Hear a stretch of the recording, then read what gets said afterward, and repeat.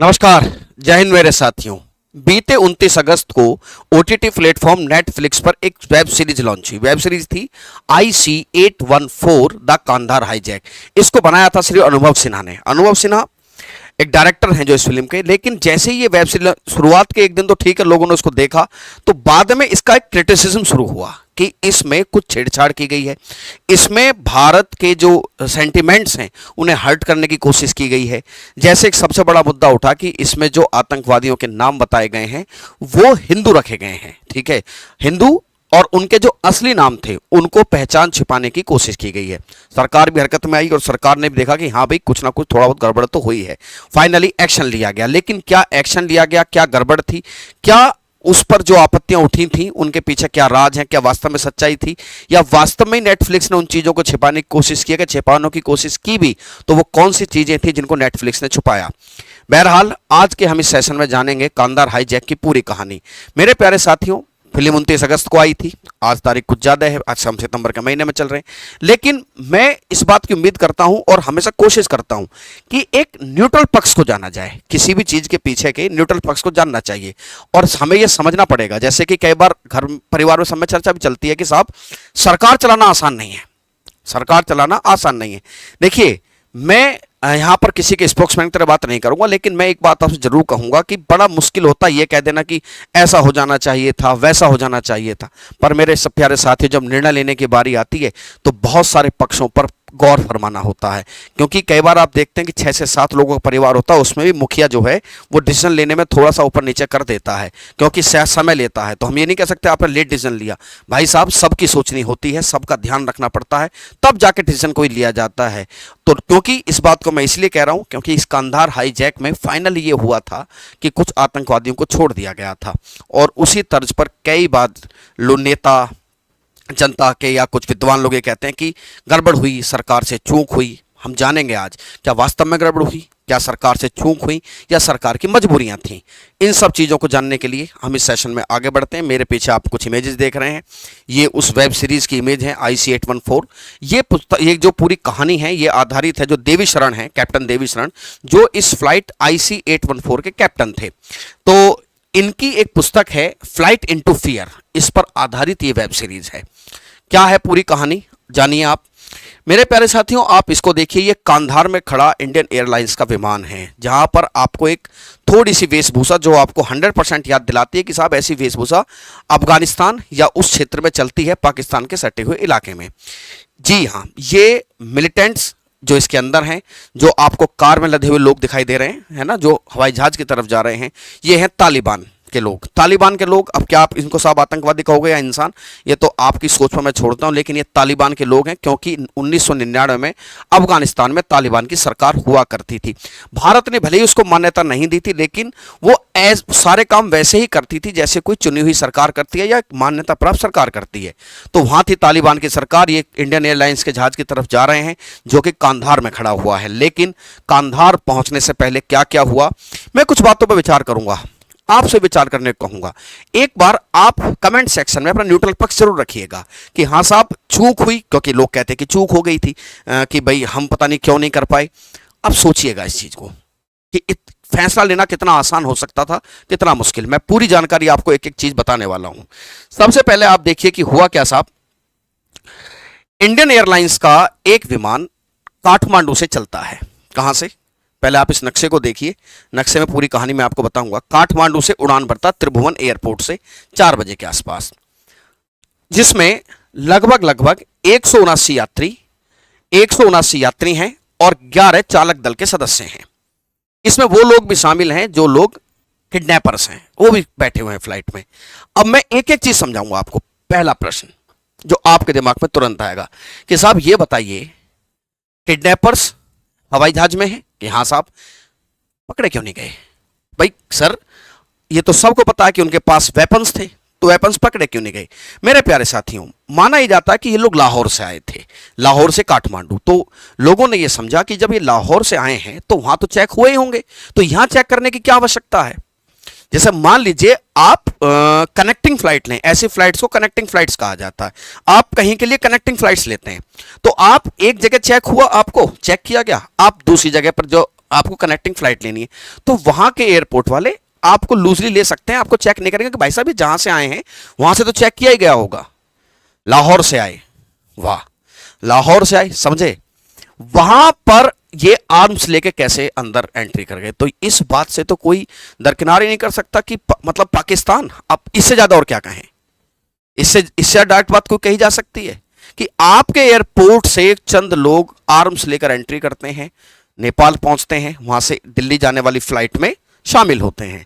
तो ऑब्वियस बात है गड़बड़ कहां से हुई, जहां से कहते हैं कि लाहौर से आए तो लाहौर से ही गड़बड़ हुई, वहां से चेक किया गया मजाक की बात, चेक नहीं किया गया, सीधा एंट्री करा गया विद आर्म्स का। काठमांडू पे चेक इसलिए नहीं हुआ क्योंकि लाहौर से आए थे तो जाने देते हैं, क्या फर्क पड़ता है भाई, वहां तो चेक हुए ही हैं। फाइनली ये लोग जब ये फ्लाइट काठमांडू से चली, तो जब ये भारत के जो एटीसी जो होता है एयर ट्रैफिक कंट्रोल, भारत के वायु क्षेत्र में प्रवेश करते हैं, तो बनारस के पास लंच का टाइम चल रहा था, अचानक से ये किडनैपर्स खड़े हो जाते हैं कि भाई साहब ये जो आपका प्लेन है, प्लेन इसको हाईजैक कर लिया गया है। शुरुआत में तो किसी को कुछ समझ में आया नहीं, ठीक है, पर चलिए जब जैसे जैसे उन्होंने कंट्रोल करना शुरू किया, अचानक से वो कॉकपिट में घुस गए। कॉकपिट जहां पर पायलट बैठता है। मेरा आपका अगला सवाल, मैं आपके मन में उठे हुए हर एक सवाल का उत्तर साथ के साथ देने की कोशिश कर रहा हूं कि नहीं सर ऐसा नहीं होता है, कॉकपिट लॉक होता है। बात आपकी सही है, 1999 से पहले जब तक ये हाईजैक नहीं हुआ था उससे पहले कॉकपिट लॉक नहीं होता था, अब कॉकपिट लॉक होता है, अंदर कोई नहीं जा सकता उसके। ये तुरंत कुछ लोग उसमें घुसे, कुछ लोगों ने पैसेंजर्स को कंट्रोल किया, और कंट्रोल करने के बाद मेरे प्यारे भाई इन्होंने डिक्लेयर कर दिया कि ये हाईजैक हो चुका है। हाईजैक की सूचना भारत की एजेंसीज तक भी पहुंच गई। हवाई जहाज काठमांडू से कहां जाना था, दिल्ली जाना था, लेकिन दिल्ली जा नहीं सकता। इन्होंने कहा कि तुरंत इसको वेस्ट की तरफ उड़ाइए, लाहौर लेकर चलिए। कहां लेकर चलिए, लाहौर। लाहौर लाहौर दो बार, क्योंकि पहले मैंने बताया कि जो सुरक्षा में चूक हुई उसकी गड़बड़ की सूचना भी लाहौर से थी।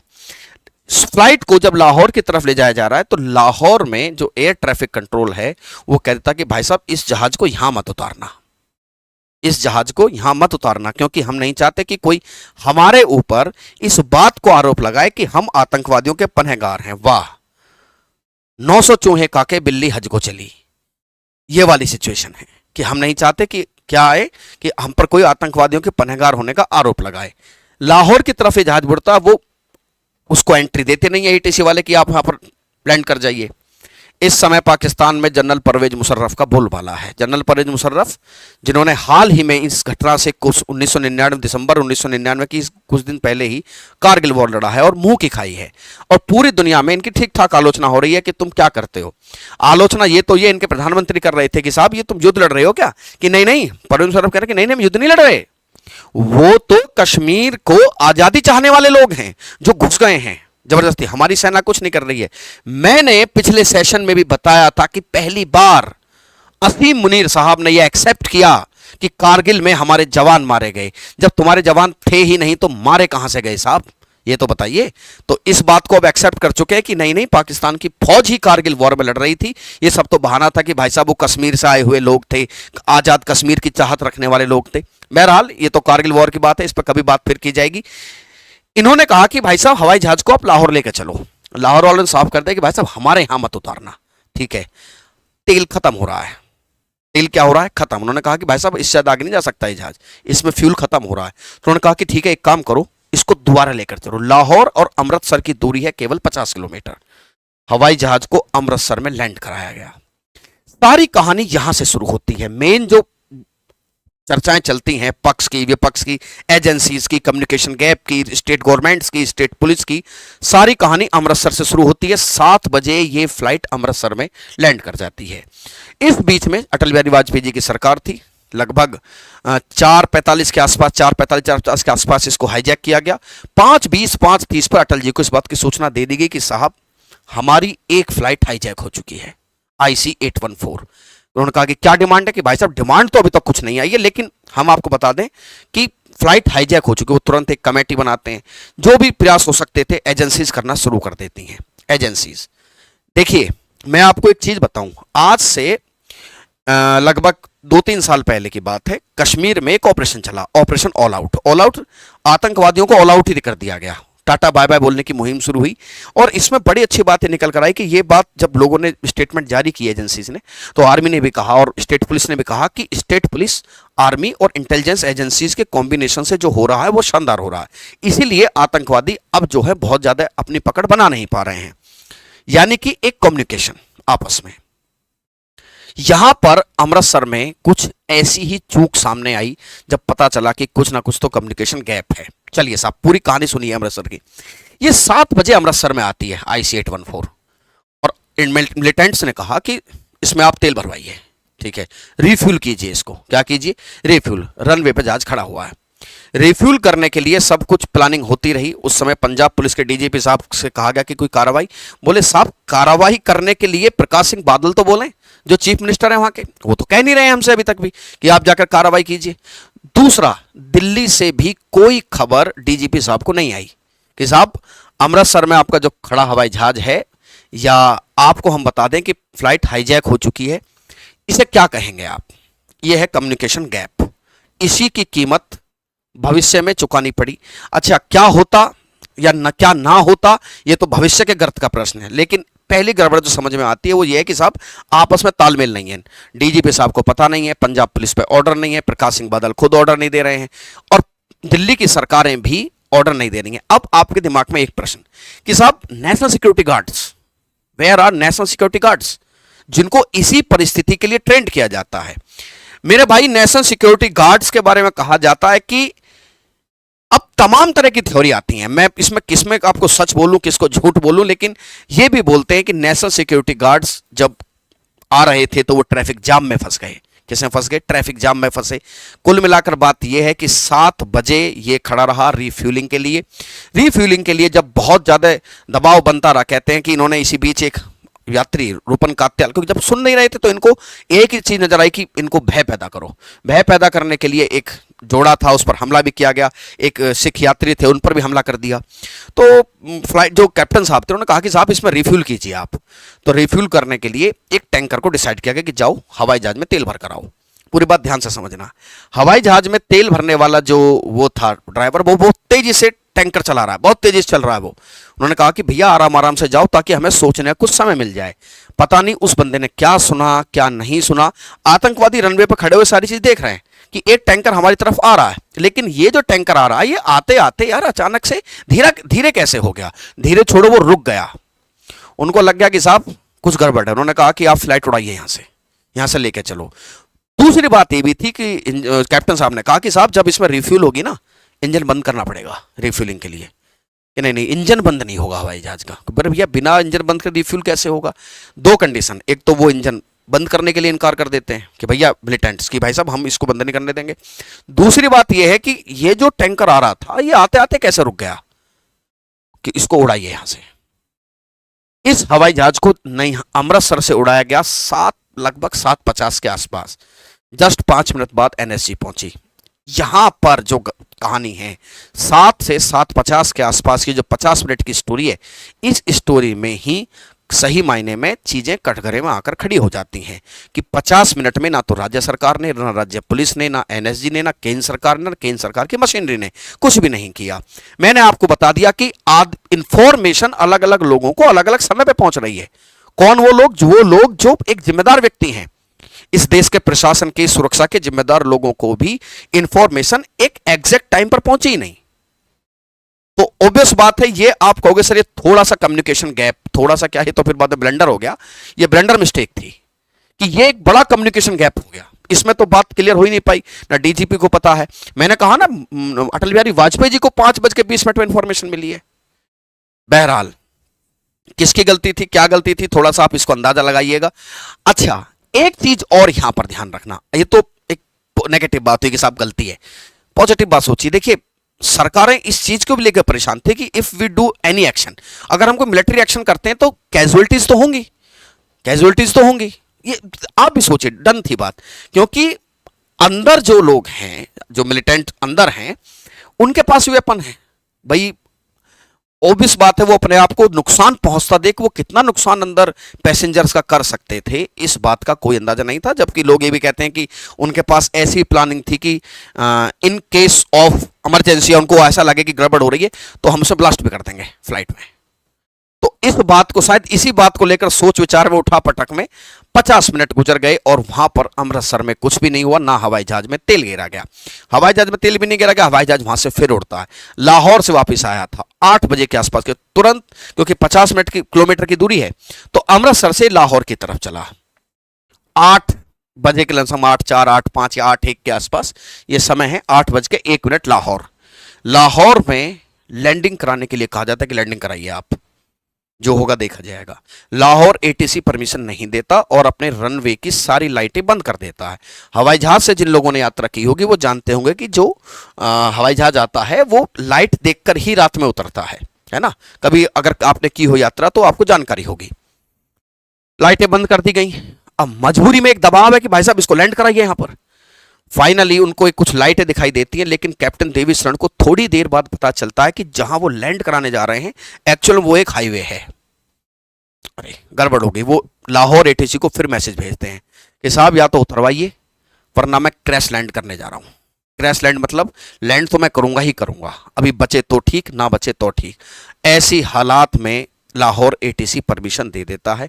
लाहौर एटीसी जैसी परमिशन देता है वहां पर हवाई जहाज को उतार दिया जाता है। कहां पर? लाहौर में। फ्यूल ठीक है, कहा जाता है कि कुछ फ्यूल भी वहां पर भरा गया। अब उससे कहा गया पायलट से कि उड़िए यहां से, चलिए कांधार। देखो मेरी बात सुनो, आप बहुत ध्यान से समझो कि ये इनके ऑप्शन में यही दो लोग क्यों हैं। इनके ऑप्शन में यही दो लोग क्यों हैं? क्योंकि इंसान अपने जैसे इंसानों को ही खोजता है, यह बात साफ है। इनको पता थी कि हमारे जैसे नापाक इरादों के लोग कहां कहां रहते हैं, तो ये इन्हीं जगहों को तलाश रहे थे। इन्होंने कहा कि चलो कांधार लेकर चलो इस फ्लाइट को।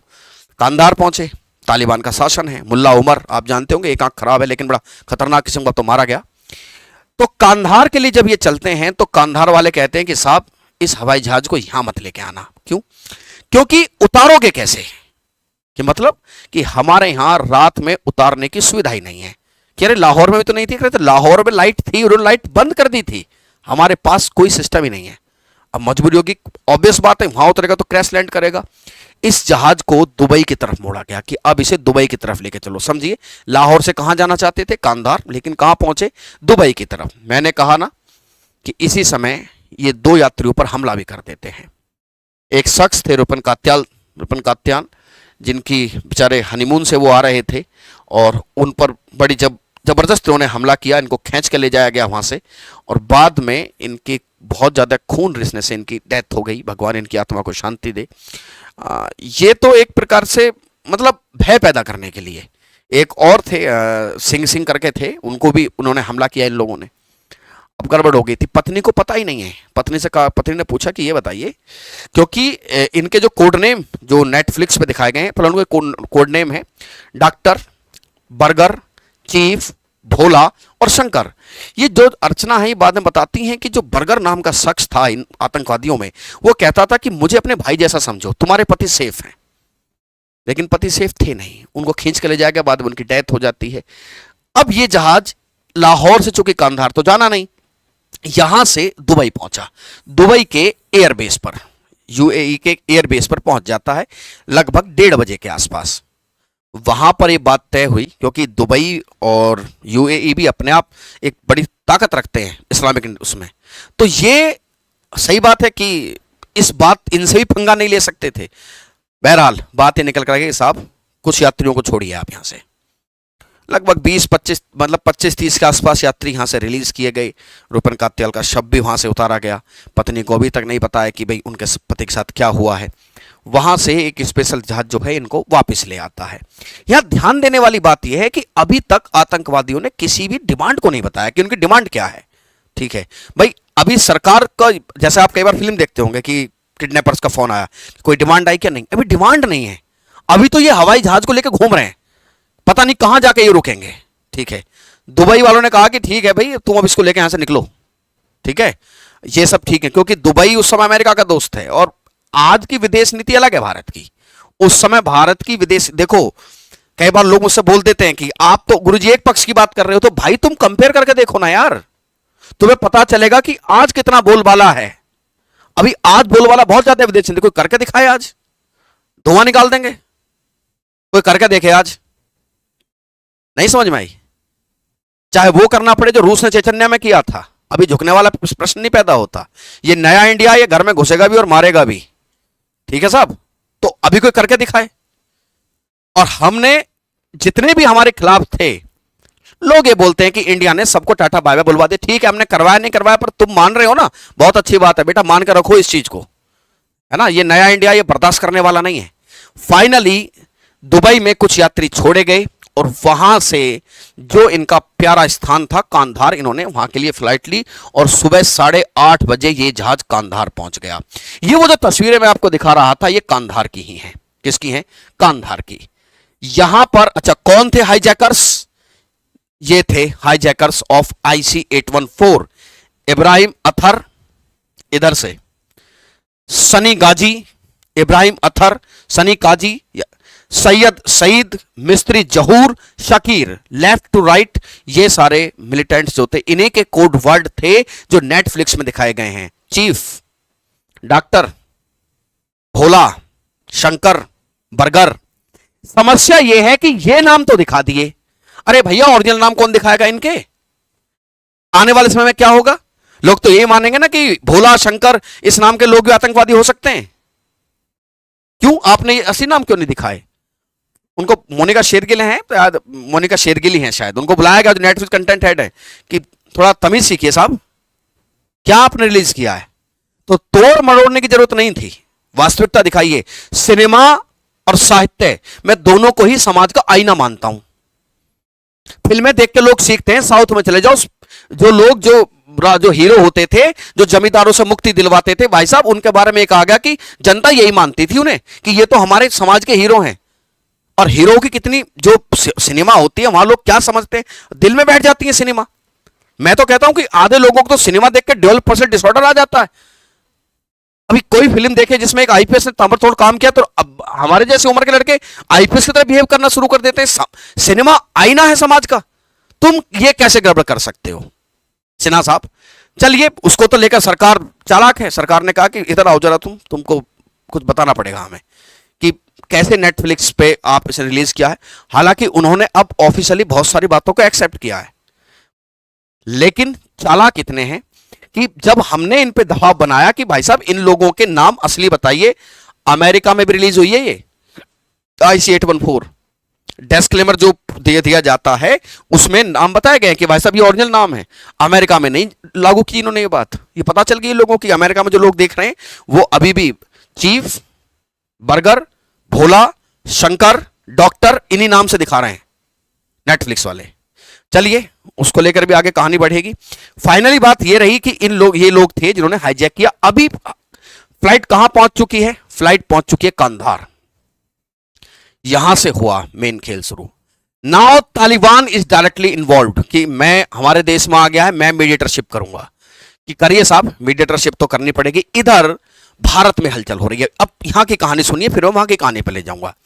भारत में जनता एकदम से आगे बाहर आ गई है कि यार ये क्या कर रहे हो, कि उनकी जो मांगे हैं आप मान क्यों नहीं रहे? क्या मांगे थी पहले आप ये देखिए। कांधार पहुंचकर तालिबान मध्यस्थता करने का फैसला करता है और रिहाई के बदले क्या मांगे की गई? अपहरणकर्ताओं ने कहा कि मौलाना मसूद अजहर समेत 36 आतंकवादियों की रिहाई करो, सज्जाद अफगानी का शव चाहिए और 200 मिलियन अमेरिकी डॉलर। ठीक है। दूसरा, तालिबान ने कहा कि पैसे और शव की मांग गैर इस्लामिक है, इसे मत मांगिए, मांगो तुम हमारी धरती पे मत मांगो, और इनके लिए दुनिया पे कोई और धरती है नहीं, मांगो आप। कांधार में खड़े हो, अफगानिस्तान में खड़े हो, तालिबान की सरकार में खड़े हो साहब, पैसे नहीं मांगोगे और शव नहीं मांगोगे, कहीं और मांगो। अरे तुमसे अलग इन्हें कौन पनाह देगा, इन निकम्मों को? ठीक है। भारत ने भी कहा कि भाई भारत ने क्या कहा, पहले आप इनकी मेन डिमांड है इसको देखिए। इन्होंने कहा कि हमें कांधार पहुंचने के बाद ये सब डिमांड हमें चाहिए ही चाहिए। अच्छा साहब, क्या होता है उसके बाद? भारत में जब दौर शुरू हुआ मीटिंग सा कि भाई साहब, सारी बात ये थी कि जनता कह रही है कि साहब तुम क्या कह रहे हो, रिहा करो, जो मांग रहे हैं इनको दीजिए, है ना। जो मुफ्ती सईद साहब थे, आपको जानकारी होगी, भारत के गृह मंत्री भी रहे, तो उनकी बेटी महबूबा मुफ्ती का अपहरण हो गया था 1989 में। बहुत सारे आतंकवादी तब छोड़े गए थे, 3-4 आतंकवादी तो उनको छोड़ दिया गया था। लोगों ने कहा कि जब तुम नेताओं पे बात आती है तो छोड़ देते हो, अभी हमारे लोग जो हैं वो हाईजैक किए हुए हैं, क्यों नहीं आप इनकी डिमांड्स को मान रहे।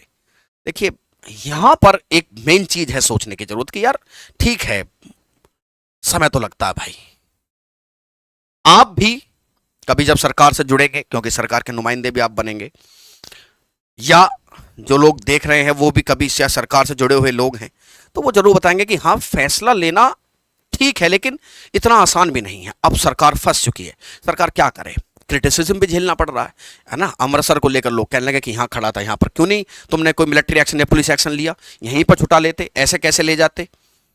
कहना आसान होता साहब, कहना आसान है, लेकिन चीजें बहुत सारी ध्यान। अब उनका जवाब कौन देता जो अगर कैजुअलिटीज हो जाती तो। चलिए जसवंत सिंह एक प्रेस मीट करते हैं, उस समय के हमारे जो मंत्री साहब थे, उन्होंने कहा कि साहब देखिए बात ऐसी है कि हो तो गया है ये सब, जसवंत सिंह साहब। उसी समय भीड़ उन पे हमलावर हो जाती है, लोग कहते हैं कि ये गड़बड़ कर रहे हैं। जसवंत सिंह समझ गए कि अब एक ही तरीका बचता है कि भाई इन जो कांधार से जो मांगे आई हैं उन पर विचार विमर्श किया जाए। और ये लोग भी कांधार में गड़बड़ क्या कर रहे हैं, ये कह रहे हैं कि 20 लोग छोड़ देंगे, इस आदमी को रिहा कर दो, 15 भी छोड़ देंगे, इस आदमी को रिहा कर दो। उन्होंने कहा कि ये क्या तमाशा है। भारत सरकार ने कहा कि आप पहले अपनी ओवरऑल डिमांड बताइए, तब मतलब एक कंप्लीट पैकेज क्या है आपका। ऐसे नहीं होगा साहब, जैसे तुम कह रहे हो कि इसको रिहा करो 10 छोड़ देंगे, इसको रिहा करो 5 छोड़ देंगे, ऐसे नहीं। रिहाई पूरी चाहिए, अपना कंप्लीट पैकेज बताइए, हम फिर उस पर विचार करते हैं। तालिबान मीडिएटरशिप कर रहा है, लेकिन जो 200 मिलियन डॉलर की जो डिमांड थी उसको मना किया गया कि भाई साहब पैसा नहीं मांग सकते आप, ये इस्लाम के अगेंस्ट है और आप कांधार में खड़े हो, तालिबान की धरती पर खड़े हो। सज्जाद अफगानी जो एक मिलिटेंट था, बीएसएफ ने पकड़ा था, जेल भागने की कोशिश कर रहा था, मारे गया था, उसकी लाश को मांग रहे थे। उन्होंने कहा कि ये भी गैर इस्लामिक है, बोले इसको नहीं। और रही बात 36 आतंकवादियों की, अब जब कांधार लोग पहुंच जाते हैं, हमारे डेलीगेट्स भी कांधार पहुंचे, तो बातचीत जब शुरू हुई तो हालांकि इस डेलीगेट्स में कुछ इंपॉर्टेंट लोग हैं, आप इनको जरा देख लीजिए। विवेक काटजू साहब हैं, पूर्व राजनयिक रहे हैं, अजीत डोभाल हैं, तो इनको तो कौन नहीं जानता। ये मुल्ला उमर है नहीं दे पाऊंगा सम्मान, चाहकर भी नहीं दे पाऊंगा। मुल्ला उमर, चाहकर मतलब मुझसे अगर कोई जबरदस्ती कराएगा तो भी नहीं दे पाऊंगा। मुल्ला उमर जो तालिबान का हेड है, अरे तुम समझते हो ये एक ही थाली के बैंगन है सब, इनमें कोई कसर नहीं है। नीचे परवेज मुशर्रफ है, ऊपर ये मुल्ला उमर है। ये क्या चाहते हैं, भारत कमजोर आदमी की नस को हर आदमी पकड़ कर दबाता है, ठीक है। एक मीटिंग शुरू हुई और फाइनली एक पर्चा मिलिटेंट्स ने पकड़ा दिया कि ये हमारी मांगे हैं, इन पर विचार करो, जिसमें 36 वाली बात लिखी हुई थी। कहा कि सब छोटे रखें, क्योंकि पढ़ना लिखना तो बस की नहीं है ना, तो ज़्यादा बड़े लिखेंगे तो खुद का पजल हो जाएंगे, क्या पढ़ पाएंगे, ठीक है, अनपढ़, दिमाग तो है नहीं। तो फाइनली बात ये निकल कर आई साहब कि भाई 3 आतंकवादी रिहा किए जाएंगे, 3, समझ लीजिए, 3 रिहा किए जाएंगे।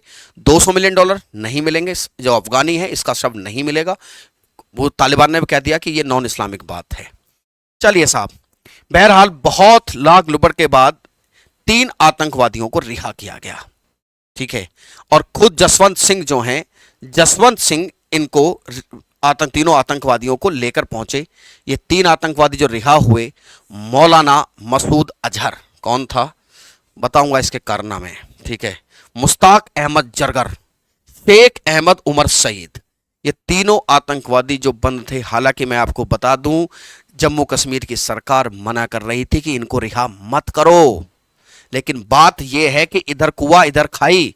अरे तुम ही बताओ, बताना कमेंट करके कि क्या करती सरकार। मिलिट्री एक्शन लेना यार इतना आसान नहीं होता है। अपना ही कोई बंदा मारा गया तो फिर तब भी तो तुम घेरोगे। कुल मिलाकर क्या सर, ये आपको नहीं लगता कि सरकार बचाने, अरे तो ठीक है, वो भी है, वो भी तो है। वो अन्ना हजारे साहब का हमें एक स्टेटमेंट बड़ा अच्छा याद आता है कि सरकारें डरती किससे हैं, बोला किसी से नहीं, हड़ताल से डरती, ना प्रदर्शन से, ना युद्ध से, वो तो गिरने से डरती हैं।